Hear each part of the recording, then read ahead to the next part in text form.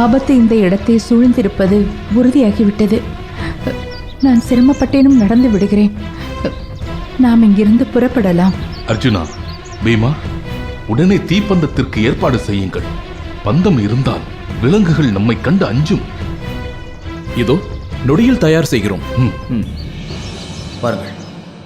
அடைக்கோழையே, பெண்களிடத்தில் வீரத்தை காட்டும் பேடியே, துணிவிருந்தால், நெஞ்சிலே உரமிருந்தால் என்னுடன் போரிட்டு என்னை வென்று என் தங்கையை மணந்து கொள். ருக்மி, நான் வாய் சொல் வீரர்களிடம் போரிடுவதில்லை.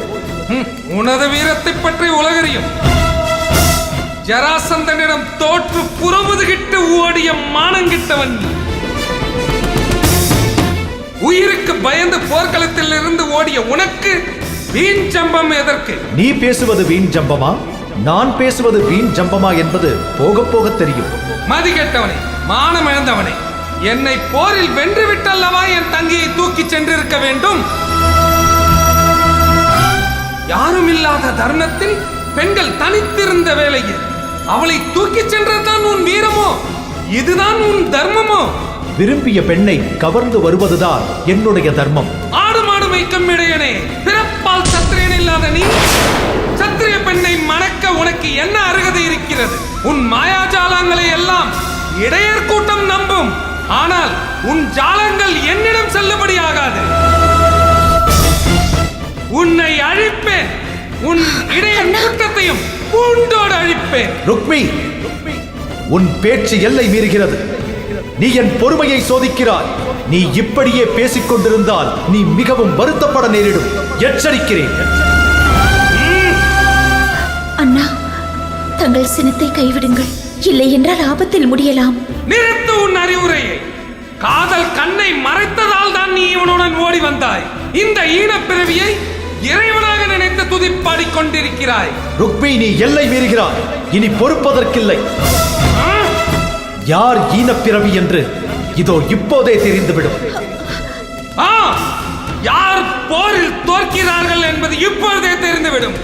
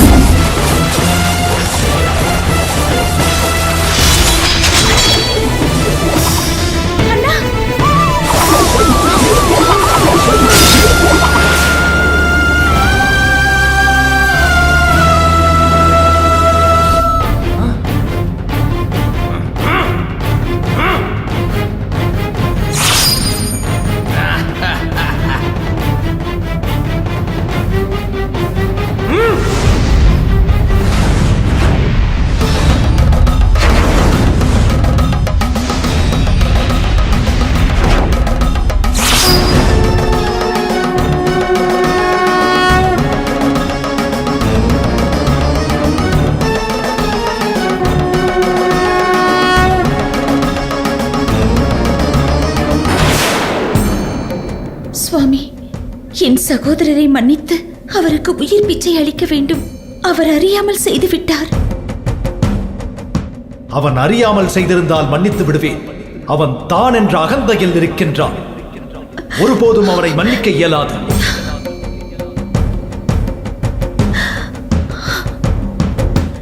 அப்படி என்றால் என் அண்ணன் மீது பாசம் கொண்டிருப்பது தவறா? அதை தவறென்று யார் சொன்னது? பாசம் கொண்ட அண்ணன் தன் தங்கையை மீட்க ஓடி வர மாட்டாரா? தாராளமாக வரலாம், போரிடலாம். ஆனால் அவன் ஆணவத்துடன் பேசியதை நீயே பார்த்துக் கொண்டிருந்தாயே. அதற்கு என்ன பதில் சொல்கிறார்? தான் வளர்த்த தங்கையை இன்னொருவன் கவர்ந்து சென்றால் யாருக்கு தான் கோபம் வராது? அவர் ஆவேசத்தில் பேசிவிட்டார். அவரை மன்னிக்க கூடாதா? அவன் என்ன ஏசி இருந்தால் கூட மன்னித்திருப்பேன். அவன் என் குலத்தை தூஷித்திருக்கிறான். அவன் உயிரை பறிக்காமல் விடமாட்டேன். அன்பே வடிவான தாங்கள் ஒரு உயிரை பறிக்கலாமா? வேண்டாம், ஆவேசத்தை விடுத்து கருணை காட்டுங்கள்.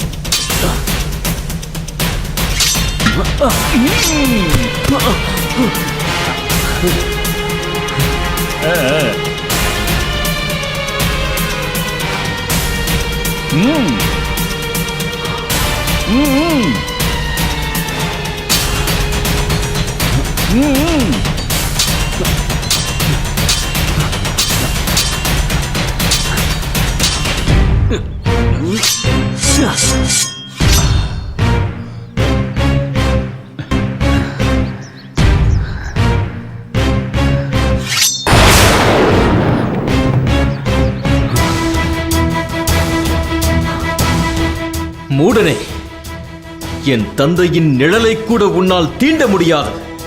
உன் இழிபிறப்பின் நோக்கத்தை நிறைவேற்றத்தான் இங்கு வந்தாயா? அஸ்வத்தாமா, இப்போதே உன் சிரசை துண்டிக்கிறேன். அஸ்வத்தாமா, நிறுத்து உன் சண்டையை.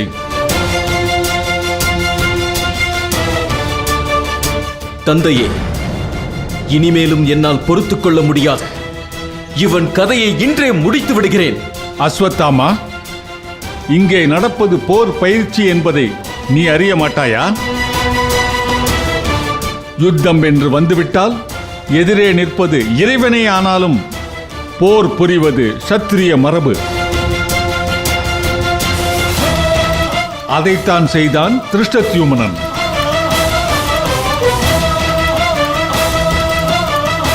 உன் ஆவேசம் தேவையற்றது.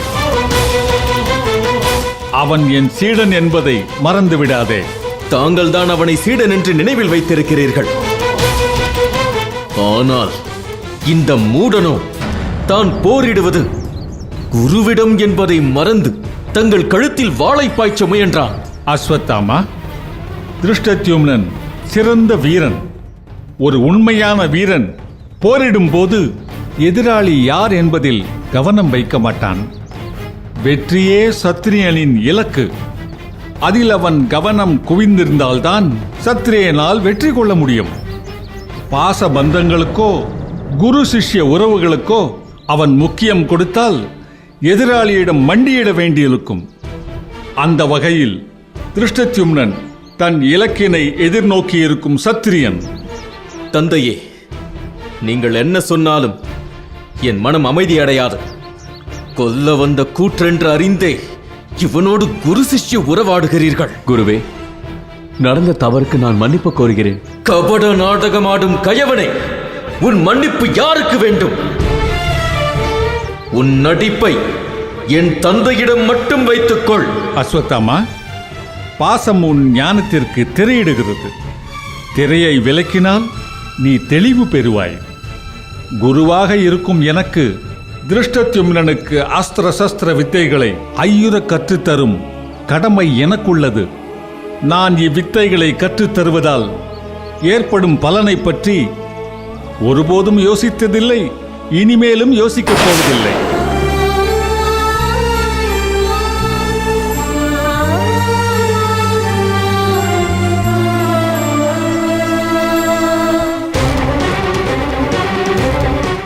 குருவே, நான் தங்களிடம் எல்லை மீறி நடந்து கொண்டதற்கு மன்னிப்பு கோருகிறேன்.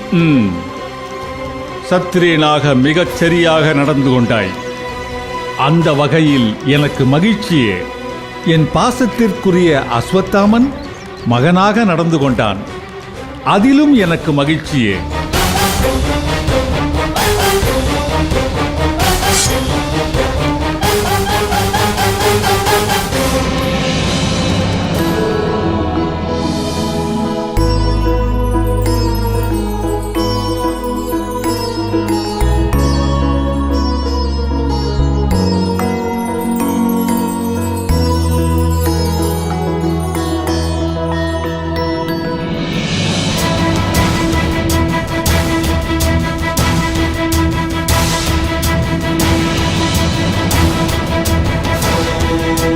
கிருஷ்ணா, சினத்தை தவிர ருக்மிணி உன் காதல் மனைவி. அப்படியென்றால் ருக்மிணியின் சகோதரர் நம் மைத்துனர் அல்லவா? அதனால் நீ மனம் இறங்கி அவரை மன்னிக்க வேண்டும்.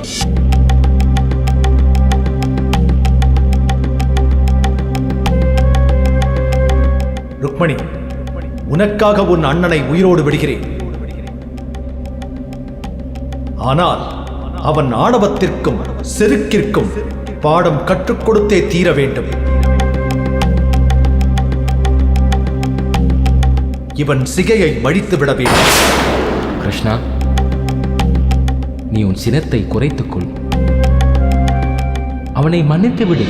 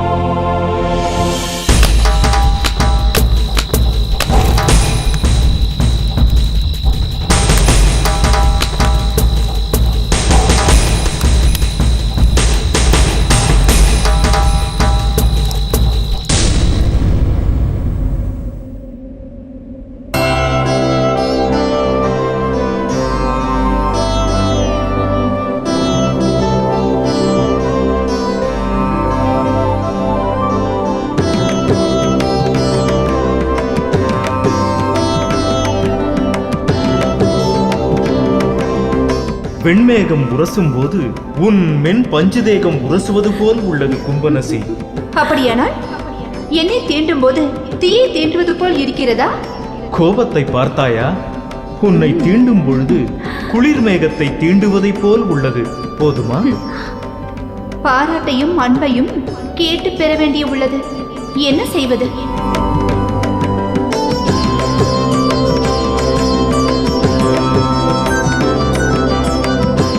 சுவாமி, அதோ பாருங்கள், அழகிய நீர்நிலை. ஆமாம் சுவாமி, எனக்கு இக்கணமே அந்த நீரருவியில் குளித்து குதகுலிக்க வேண்டும் போல் இருக்கிறது.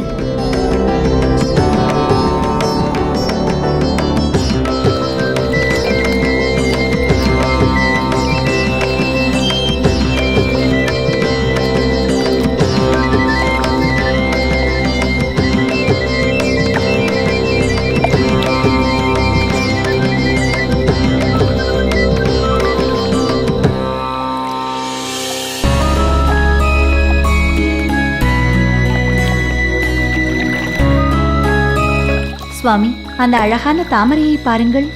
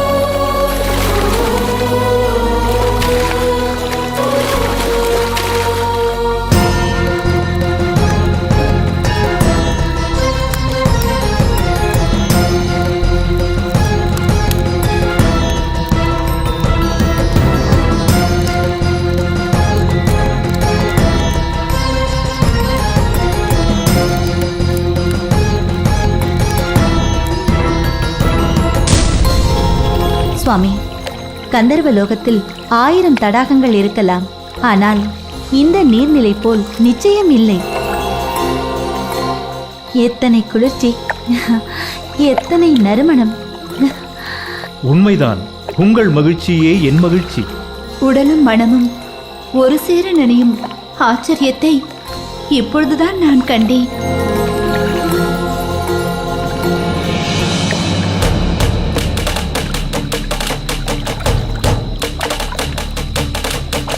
சுவாமி, யாரோ மானிடர்கள் வருகிறார்கள்.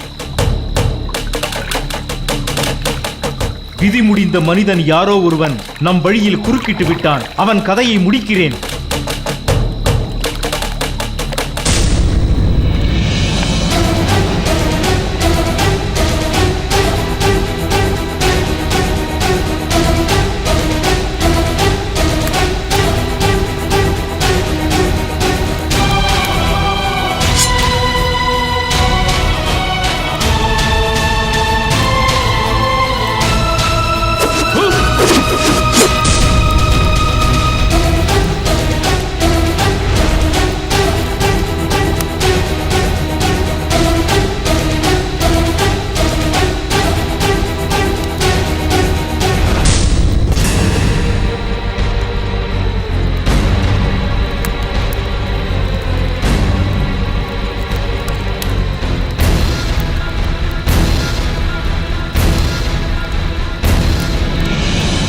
யார் நீ?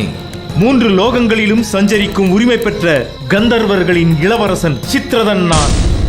இருந்துவிட்டு போ. எதற்காக எங்களை வழிமறிக்கிறாய்?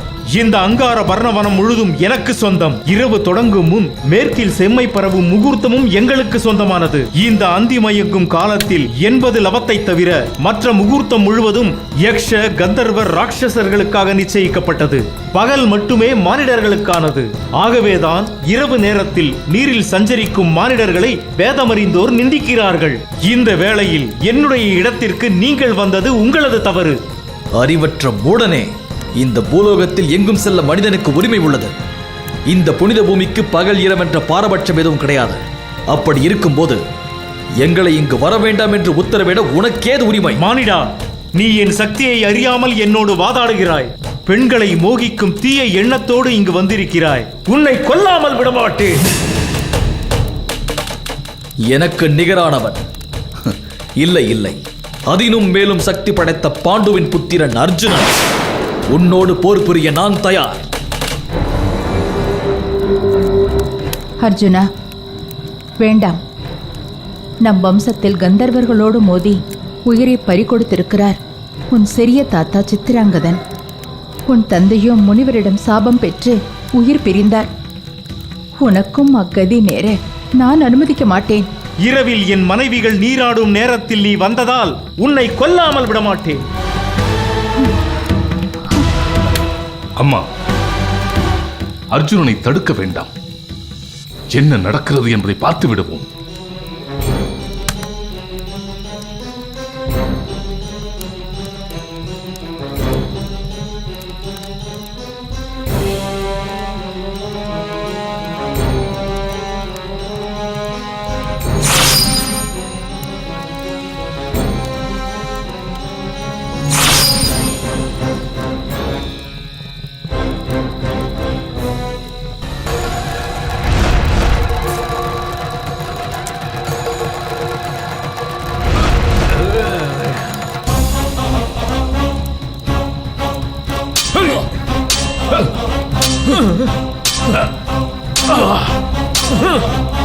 Hey!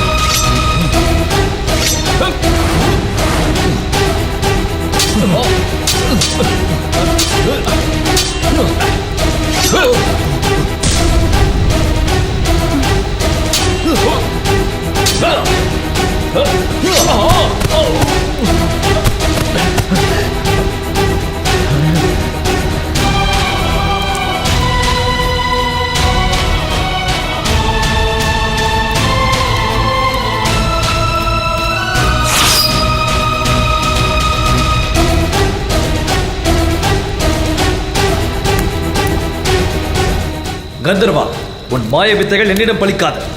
உன் ஜாலங்களை கண்டு நான் அஞ்ச மாட்டேன். கந்தர்வர்கள் மனிதர்களை விட சக்தி படைத்தவர்கள் என்று நானும் அறிவேன். அதனால் நான் திவ்யாஸ்திரத்தை கொண்டு உன்னோடு போரிடுவேன்.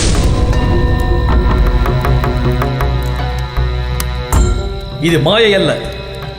இந்த ஆக்னிய அஸ்திரம் இதற்கு முன்பு பிரஸ்கிருதி பரத்வாஜ முனிவருக்கு அளித்தது. அவரிடமிருந்து அக்னிவேசரும் அக்னிவேசரிடமிருந்து துரோணரும் இதனை பெற்றனர். என் குரு துரோணாச்சாரியார் இதனை எனக்கு அளித்துள்ளார். இந்த ஆக்னேய அஸ்திரம் உன்னை சாம்பலாக்கிவிடும்.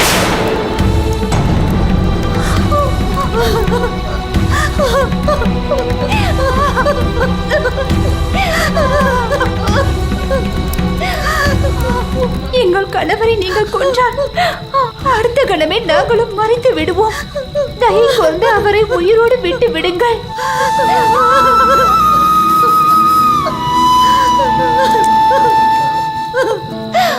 தயவு கொண்டு விட்டு விடுங்கள். மன்னித்து விட்டு விடுங்கள். அர்ஜுனா, கந்தர்வன் தோற்று அவன் புகழை இழந்து விட்டான். அவனை காப்பாற்ற அவன் மனைவிகள் உன்னிடம் மன்றாடுகிறார்கள். சித்திரதனும் தான் செய்வதறியாது நிற்கிறான். அவனை உயிரோடு விட்டுவிடு.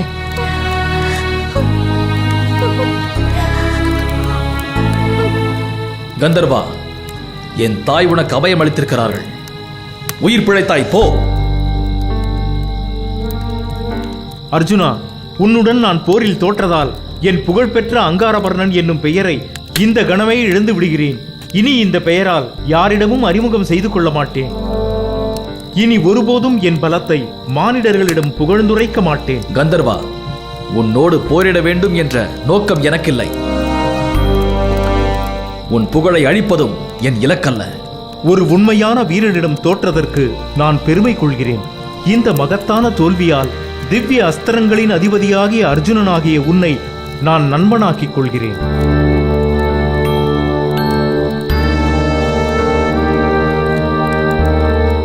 கந்தர்வா, உன் நட்பை உள்ளன்போடு நான் ஏற்றுக்கொள்கிறேன். என் நண்பனாகிய உனக்கு ஏதேனும் பரிசினை கொடுக்க என் மனம் துடிக்கிறது. என் தவத்தின் பயனால் நான் பெற்ற சாக்ஷசி வித்தைகளை உனக்கு பரிசாக தருகிறேன்.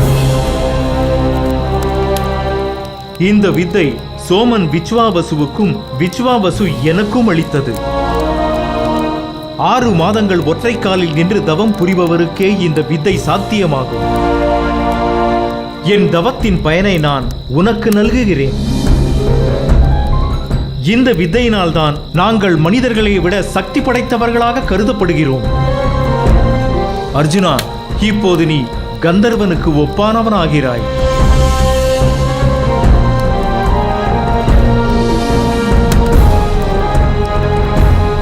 இந்த வித்தையை கற்றுக்கொண்ட நீ இதன் பலனை அறிய வேண்டும்.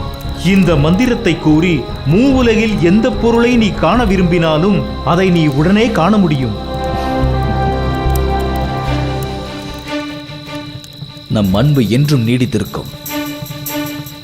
காரண காரியத்தின் பொருட்டே இந்த போர் நிகழ்ந்துள்ளது. பிரம்மச்சரியம் தர்மத்திற்கெல்லாம் தலையாய தர்மம். அது அர்ஜுனனிடம் திடமாகவே உள்ளது. காமத்தால் பீடிக்கப்பட்ட சத்திரியன் இரவு நேரத்தில் என்னோடு போரிட்டால் அவனால் உயிர் தப்பவே முடியாது. அப்படி இருக்க அர்ஜுனன் உயிர் தப்பியதோடு சமரிலும் என்னையே தோற்கடித்திருக்கிறான். இதன் மூலம் அர்ஜுனனின் பிரம்மச்சரியத்தின் வலிமையை புரிந்து கொள்ளலாம். அர்ஜுனன் மட்டுமல்ல, நீங்கள் அனைவருமே சிறந்த வீரர்கள் என்பதை உங்கள் முகத்தில் வீசும் ஒளியே மெய்ப்பிக்கிறது. இன்று நடந்த போரை உங்கள் பிரம்மச்சரியத்திற்கு வைக்கப்பட்ட சோதனையாக கொள்ளலாம். விரைவில் நீங்கள் அனைவரும் உத்தம ஜாதி பெண்ணை மணப்பீர்கள். நாங்கள் புறப்படுகிறோம், வாருங்கள். நண்பா, நீ எனக்கு சாசுசி மந்திரத்தை போதித்தாய். நண்பனாக நான் உனக்கு பரிசளிக்க வேண்டாமா? ஆகவே நான் என் குருவிடம் கற்ற ஆக்னேய அஸ்திரத்தை உனக்கு கற்றுத்தரப்போகிறேன்.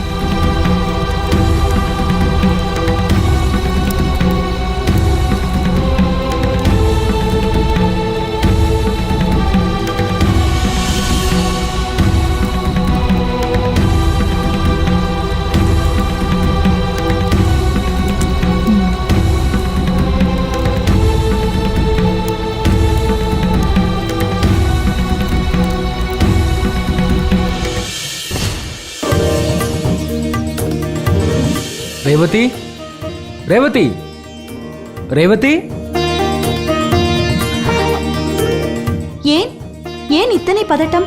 கிருஷ்ணன் ருக்மிணி அழைத்துக் கொண்டு வெற்றி வீரனாக வந்து கொண்டிருக்கிறான். அப்படியா? ஆம், உடனே உங்களை வரவேற்க நாம் ஏற்பாடு செய்ய வேண்டும். வா.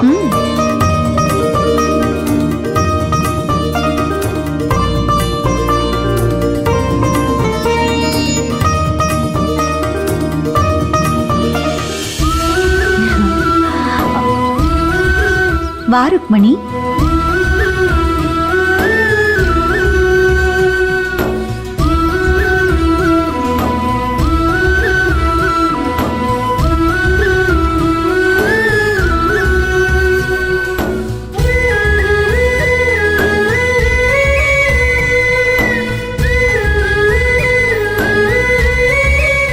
எனக்கு சகோதரி இல்லாத குறை உன்னை கண்டதும் நீங்கியது. உன்னுடைய வரவு இந்த துவாரகாபுரிக்கு நல்வரவாக அமையட்டும். பல சோதனைகளை கடந்து நான் இங்கு வந்திருக்கிறேன். என் சகோதரியாக இருந்து நீங்கள்தான் என்னை வழிநடத்த வேண்டும். ருக்மிணி, நீ எதற்கும் கவலைப்பட வேண்டாம். நாங்கள் இருக்கிறோம். பெற்றோர்களிடம் பண்டிதரிடம் ஆலோசித்து உங்களது முறையான திருமண நாளை கூடிய சீக்கிரம் ஏற்பாடு செய்கிறேன். வாருங்கள்.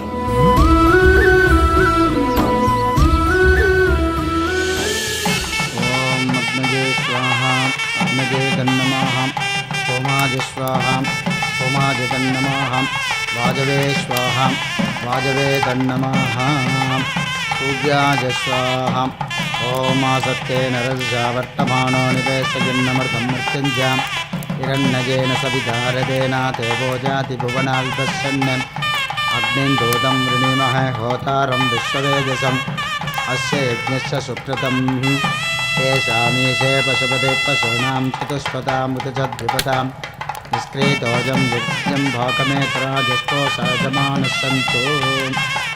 ॐ आध्याजनाय विद्महे कन्याकुमारीमहे तन्नो गौरी प्रचोदयात्। ॐ गौरीमिमाज सलिलानि दक्षद्ये कपते विपते च चतुष्पते अष्टापते नवपते भगोभिषे सहस्राक्षरा परमेजो मन्ने आध्याजनाय विद्महे कन्याकुमारीमहे तन्नो गौरी प्रचोदयात्। स्वाहा।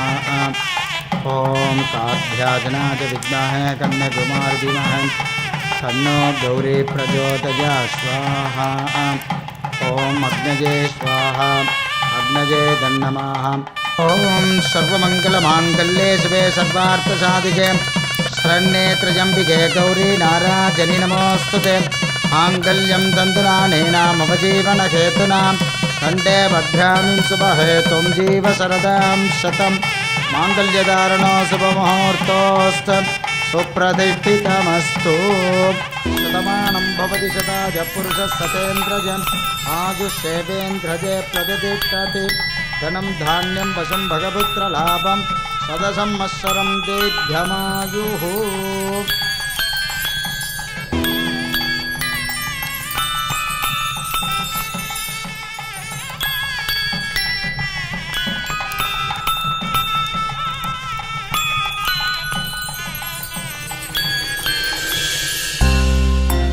ருக்மணி, இதோ என் அண்ணன் பலராமன், அண்ணி ரேவதி.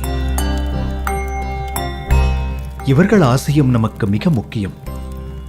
இவர்கள் தயவின்றி நம் திருமணம் இத்தனை சுலபமாக நடந்திருக்காது.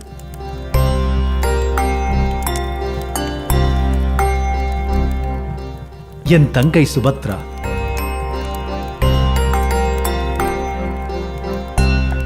இதோ இந்த 4 பேரும் என் தாய் தந்தையர்கள். இவர்களிடமும் ஆசி பெறுவோம்.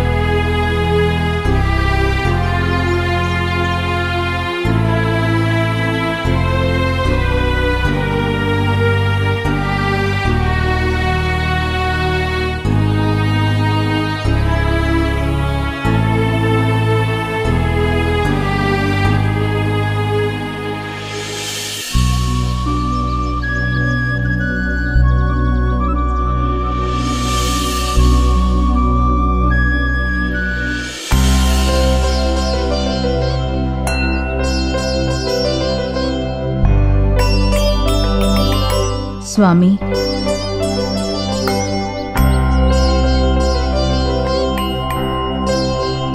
சுவாமி, நாங்கள் உங்களை இங்கு எதிர்பார்க்கவே இல்லை.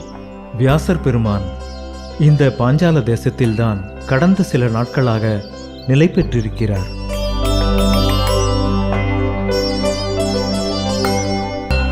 வைஷம்பாயனா,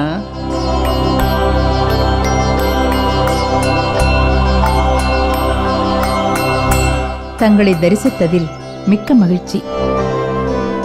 தங்களை தரிசிக்கும் போதெல்லாம் மனம் உற்சாகம் அடைகிறது. எங்களை பற்றி இருக்கும் கவலை அற்றுப்போகிறது. அதனால்தான் உங்கள் வழியில் அடிக்கடி குறுக்கிடுகிறேன் என்று வைத்துக் கொள்ளுங்களேன். கடும் பசியோடு வந்திருப்பீர்கள். முதலில் உள்ளே சென்று களைப்பாருங்கள். வைஷம்பாயனா,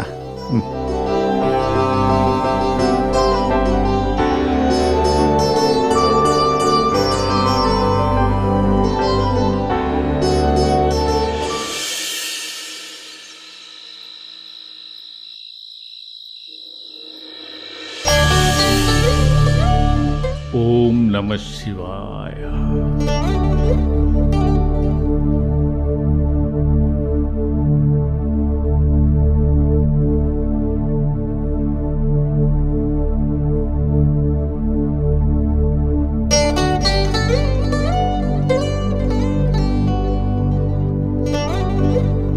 சுவாமி, என்றும் இல்லாத சந்தோஷம் உங்கள் முகத்தில் தெரிகிறது. ஒன்றுமில்லை. உங்களை நான் அறிய மாட்டேனா? நாளையோடு திருஷ்டத்யும்னனின் குருகுல பயிற்சி முடிவடைகிறது. அசுர வேகத்தில் கற்று தேர்ந்திருக்கிறான் அந்த மாவீரன். தந்தையே, உங்கள் சிஷ்யனிடம் எதை குருதட்சணையாக கேட்கப் போகிறீர்கள்? சீடன் எதை கொடுத்தாலும் அதை மனம் உவந்து ஏற்றுக்கொள்வதுதானே குருவிற்கழகு. மேலும் நான் அவனிடம் எதையும் எதிர்பார்க்கவில்லை. சுவாமி, நான் தங்களிடம் எனக்கென்று எதையும் இதுவரை கேட்டதில்லை. எனக்காக நீங்கள் திருஷ்டத்யுமனிடம் குருதட்சணையாக ஒன்றை கேட்பீர்களா? என்ன கேட்க வேண்டும் என்பதை முதலில் சொல். பிறகு கேட்கலாமா வேண்டாமா என்பதை நான் முடிவு செய்கிறேன்.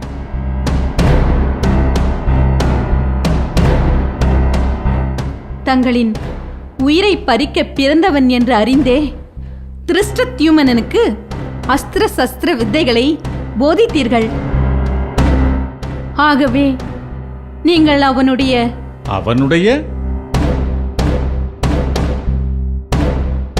தயங்காமல் சொல் கிருபி. அவனுடைய வலது கரத்தை குருதட்சணையாக தாங்கள் பெற வேண்டும். கிருபி, ஏன் உனக்கு இத்தனை குரூர எண்ணம்? தந்தையே, தங்களின் வழியிலேயேதான் என் தாயும் நடக்கிறார். இதில் எங்கிருந்து குரூரம் முளைத்தது? அஸ்வத்தாமா, சொல்வதை விளக்கமாகச் சொல். இதில் விளக்குவதற்கு என்ன இருக்கிறது? ஏகலைவனிடம் தாங்கள் பெருவிரலை குருதட்சணையாக பெறவில்லையா? அஸ்வத்தாமா, நான் ஏகலைவனிடம் பெருவிரலை குருதட்சணையாக பெற்றதில் சத்திரிய தர்மம் அடங்கியிருக்கிறது. ஆனால் உன் தாய் கேட்பதில் சுயநலம் மட்டுமே தலை தூக்கி நிற்கிறது. எது சுயநலம்? எந்த பாவமும் அறியாத ஏகலைவனின் பெருவிரலை குருதட்சணையாக பெற்றீர்கள். எதற்காக? அந்த அர்ஜுனனுக்காக. நாங்கள் இப்போது திருஷ்டத்வைமனின் வலகரத்தை குருதட்சணையாக கேட்கச் சொல்வது உங்கள் உயிரை காப்பதற்காக. பரசுராமரின் சீடனான எனக்கு என் உயிரை காத்துக்கொள்ள எனக்கு தெரியும். அதை யாரும் எனக்கு கற்றுத்தர வேண்டிய அவசியமில்லை. கற்றுத்தராத வித்தைக்காக ஏகலைவனின் பெருவிரலை கேட்டீர்கள். அதை நியாயம் என்கிறீர்கள். கற்றுக் கொடுத்த வித்தைக்காக உங்கள் சத்துருவின் கரத்தை குருதட்சணையாக கேட்கச் சொல்கிறோம். அது தவறா? சுவாமி, நீங்கள் திருஷ்டத்யுமனிடம் குருதட்சணை கேட்கத்தான் வேண்டும். ஆம், அம்மா சொல்வதுதான் சரி. அவனுடைய கரத்தை நீங்கள் குருதட்சணையாக பெறத்தான் வேண்டும். விடியட்டும். எதை குருதட்சணையாக பெற வேண்டும் என்பது எனக்கு தெரியும்.